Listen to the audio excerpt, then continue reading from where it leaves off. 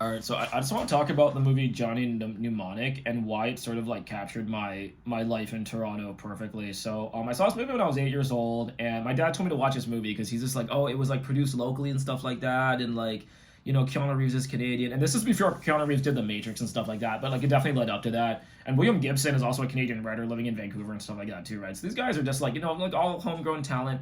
Okay, so the first thing is that I grew up in Leslieville, not to dox myself, but in Leslieville, there's this really like old like concert hall called the Opera House, and I didn't realize this until an adult that like that's one of the only movies they ever filmed there that hit like a Hollywood level. So the nightclub scene where like Keanu Reeves goes in and like beats up a bunch of people and everything, that's in the Opera House, which is like I walked past that to go to school every single day. Um, the medical crisis where they have like this like kind of like cybernetic disease that they're all having, that happens in Union Station. Spider's lab is actually on Commissioner, which is like near my house as well too. I would like drive by there. It's on the way to Tommy Thompson Park. Another scene that really kind of struck me is that Dan Akimaya, the actor, he's like the Japanese actor in it. So like there's this one scene where he's like speaking to his Japanese boss in like broken Japanese, and then the Japanese boss is like, "Your Japanese is terrible. Speak to me in English."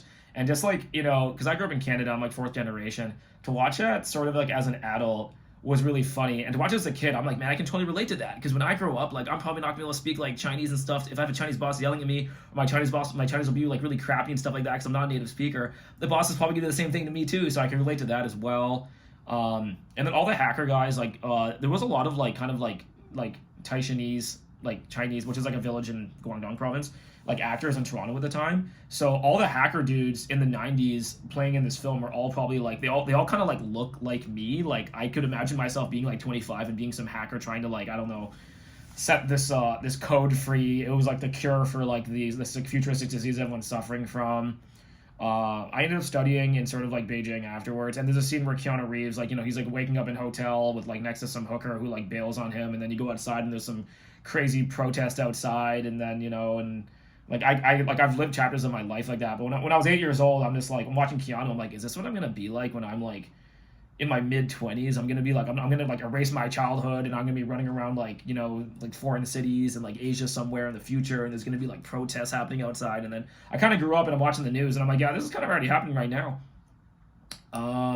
He went to like Singapore and he got like the most like bawling like surgeon to put like this crazy implant into his head. And then there's a lot of like anime, and like they're using like really ghetto fax machines and like VR headsets in the '90s and like super janky graphics.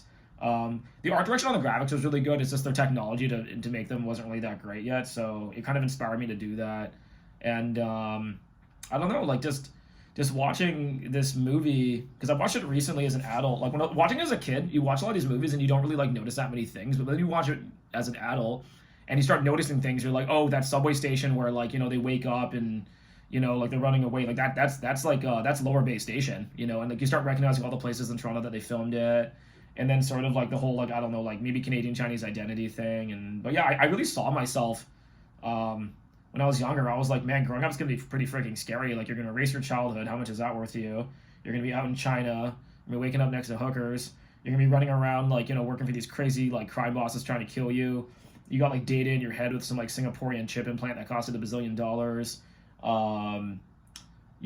Like you're not gonna be able to speak like like your country's language properly, and your bosses are gonna be yelling at you because of that. Like I don't know, like, it kind of made growing up, and then you might meet some like sexy girl along the way who's like some kind of bad bitch that you're gonna like go on this adventure with, like your female accomplice. And I don't know, it's these kind of movies like you watch them when you're a kid and you kind of like they kind of influence you in a way.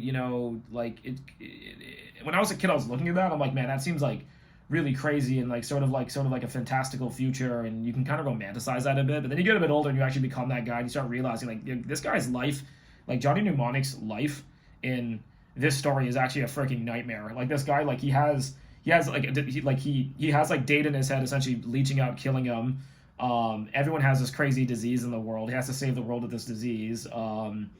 He's in debt to these like crime boss mob dudes. Like he's lonely. The guy's not married, doesn't have family, kids, doesn't really seem like he has any friends. Like when you look at this, I'm like, this is actually a terrible existence.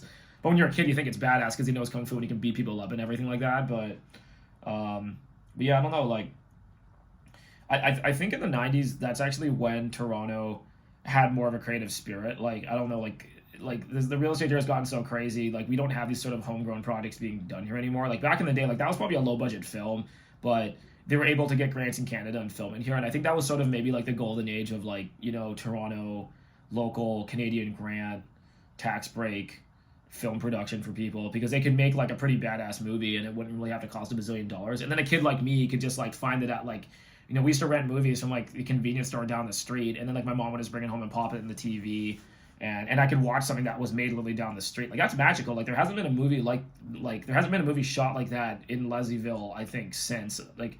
And they've done like Star Trek and Pacific Rim and everything in the studios, but they haven't really like utilized the local population. They haven't.